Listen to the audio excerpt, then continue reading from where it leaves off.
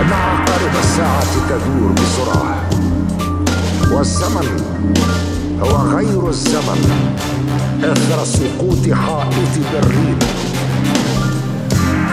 أننا لا نريد بناء جدران جديدة، ولكن نعمل من أجل وضع أسس جديدة لبناء جديد تغيب فيه الأسلاك الشائكة والجدران الفاصلة والمحاور المتقلبة.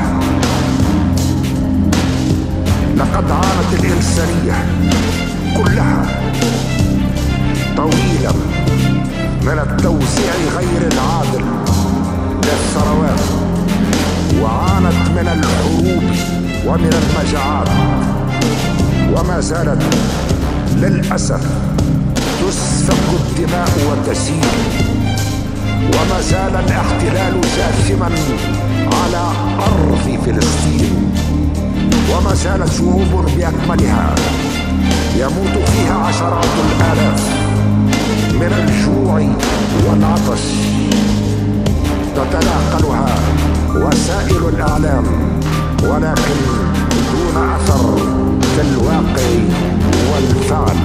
هذا فضلا عن الحلول الأهلية